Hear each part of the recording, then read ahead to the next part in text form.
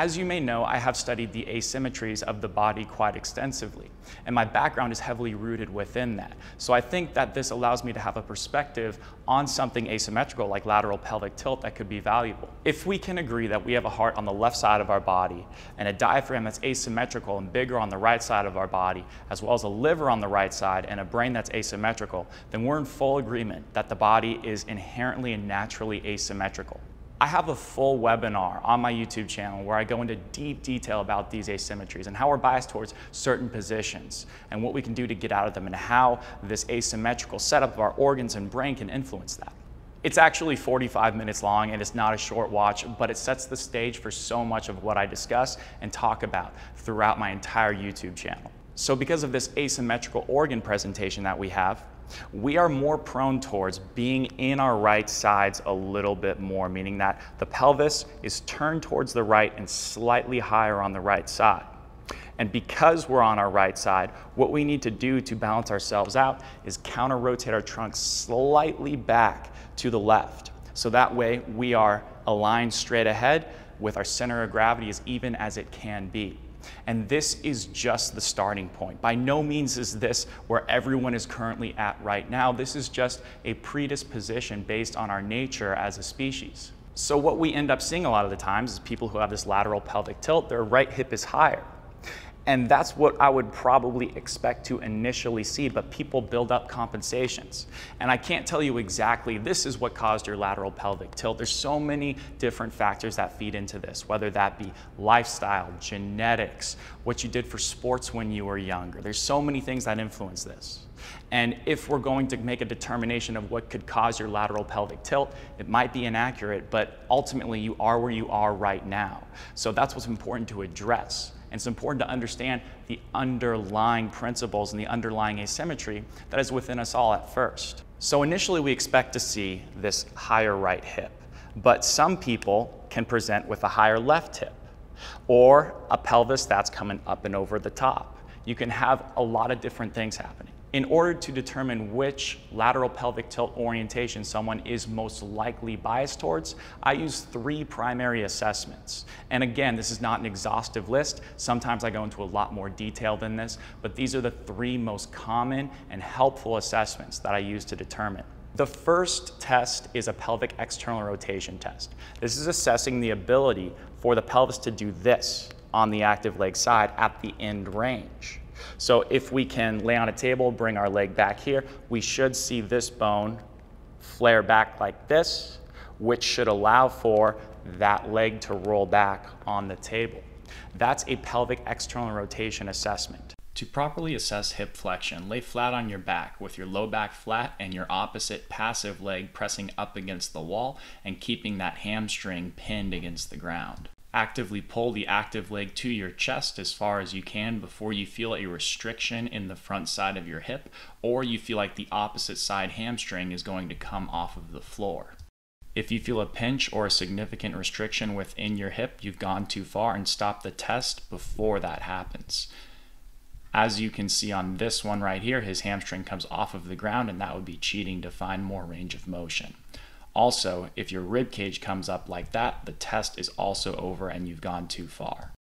It's also very important that your leg and lower leg stays in line with your body. If it deviates outward, you've gone too far. We're looking for 120 degrees relative to the floor and the other leg. If you get less than that, that's an indication you don't have full range of motion. The next test is an active straight leg raise test. What this is assessing is pelvic internal rotation. So this would be because the leg is straight, which biases the femur right here towards internal rotation. And in lower levels of hip flexion, when we raise our leg, that's more internal rotation dominant at a certain point. We're going to need to do this, which is the opposite. The pelvis needs to begin to turn to face that side. The sacrum's going to turn this way a little bit. So if you can get to around 60 degrees, depending on where you are, of a straight leg raise and everything looks good and there's no compensations, then that's an indication that you can access pelvic internal rotation on that side. To properly measure a straight leg raise, make sure you first of all can keep your leg perfectly locked out. That knee should never bend, and go really slow. Many people whip their leg back way too fast, and then it's all over the place and doesn't look good, and they end up cheating to find range of motion. So make sure that you're keeping your knee perfectly straight and also your leg perfectly in line with the rest of your body. If your knee bends or your opposite side hamstring comes off of the floor to any extent whatsoever, the test would be over at that point. So notice how he can get his leg further back if he bends it or that other hamstring comes off of the floor, but that would be cheating to find range of motion. So make sure that doesn't happen.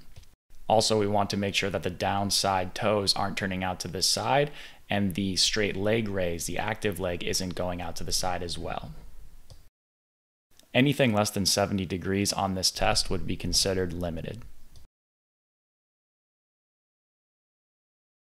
The last test is shoulder flexion, and this is important because lateral pelvic tilt is a whole body deal. We're not just going to have our pelvis be affected by this.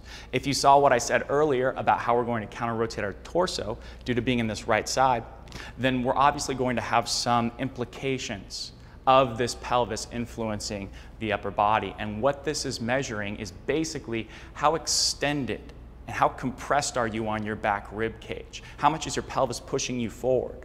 Or how much is your pelvis allowing your scapula to glide on your posterior rib cage? That's what this is assessing, and it's really important because if you have a pelvis that's very forward on one side, you're probably not going to be able to access genuine shoulder flexion, or your shoulder flexion is compensatory in some nature. To properly measure shoulder flexion or overhead mobility, lay perfectly flat on the ground or a table, and then you can put your feet up or flat against a wall here. Now notice how I'm bringing my elbow back slightly bent, trying to keep my elbow perfectly in line with the ceiling. And the second I feel like that elbow is going to start to deviate outwards like that, then I know the test is over. It's very easy to let that arm come overhead with the elbow out, but the goal of the test is to measure your genuine shoulder flexion. So we want to do that by keeping the elbow pointing straight up at the ceiling. Or if you arch your back, that would also be considered a compensation in this test. So you can see right about there, I'm out of range of motion, and I can just roll my shoulder outside to get more. So look out for that, and also arching your back like so. Here's an example of me keeping my elbow in line, and you can see it wanting to start to deviate outwards, but I stop it early. That would be considered rolling. Something else you might see is moving your pelvis or hips away to get more range of motion, or moving your head in an attempt to get further overhead. Try to avoid that. The single most important thing about these assessments, and the biggest piece of advice I could give you, is to go slow through them. Pay very close attention to the language that I use. Pay very close attention to these compensations that can happen in a way for people to cheat to find more range of motion. Even just 10 degrees could give you a different interpretation of what's potentially happening within your pelvis and upper body. So go nice and slow and be very intentful on how you execute these assessments. So based off of these assessments, we can start to get an idea of which of these three presentations that you are most likely biased towards. And again, this is not a diagnosis. This is not a self-diagnosis. If you are experiencing these issues and it's causing you pain, go see a qualified physical therapist in your area. This is just an internet video, and I'm just some guy on the internet telling you what could be the case based off of three assessments. So make sure that you have a thorough understanding of your situation. This is just for educational purposes only.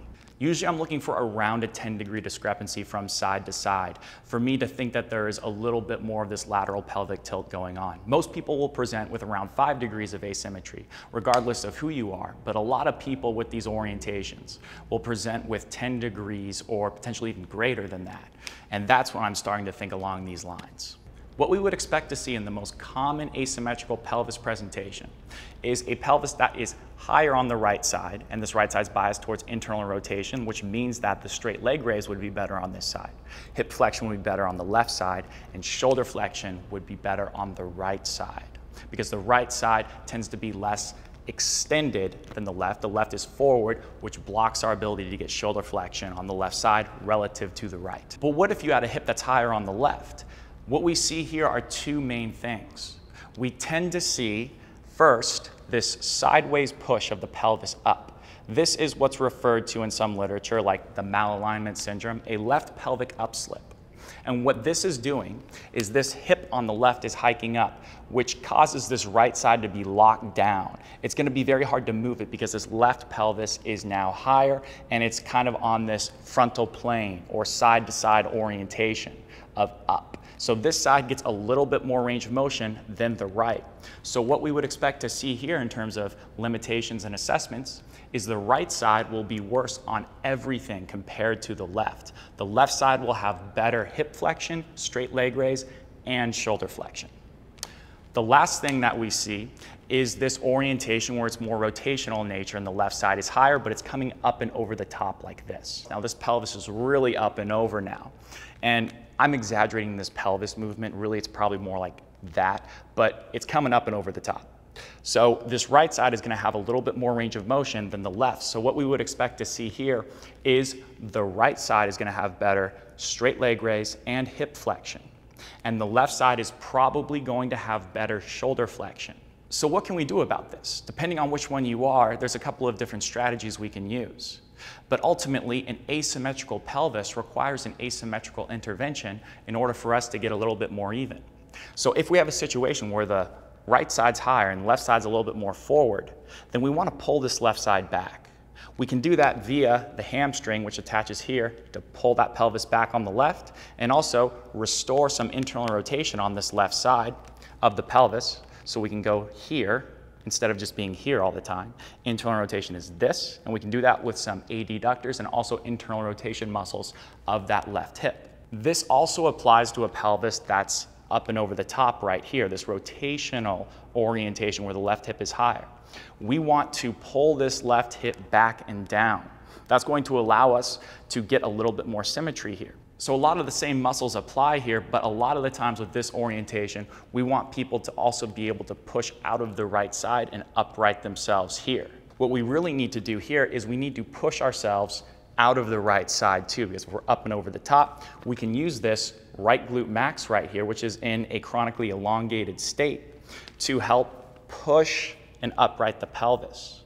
And usually we need to do both when it results in this type of orientation up and over the top like so. The last one is this lateral orientation where we're pushed up and over. And the reason why I saved this one for last is because these are a little bit more tricky. Because what we usually want to do first, and this is what I've seen the most success with, is to push from the right side up. And that's going to upright the pelvis and naturally get the left to come down a little bit. Usually because the right side is so much lower, the left side doesn't have a whole lot of leverage to be pulled down because everything is so compressed on this side of the pelvis and this side too. But that compression has resulted in this hip being higher on the left, so we need to be able to push out of that right first. And that usually results in a lot more success initially. And then that's going to allow us to work on pulling back to the left effectively. Because if that left hip is higher like this, we try to pull back, might not be as effective. In terms of activities to pull us back to the left, there are a couple of basic things we can use. But if you want more examples, I will link a couple of videos down in the description below of things I've found to work quite well, just to avoid making this video 30 minutes long with exercises. The best thing about this is that you can use those same assessments as a measurement to see if you're improving. You should be able to measure yourself accurately.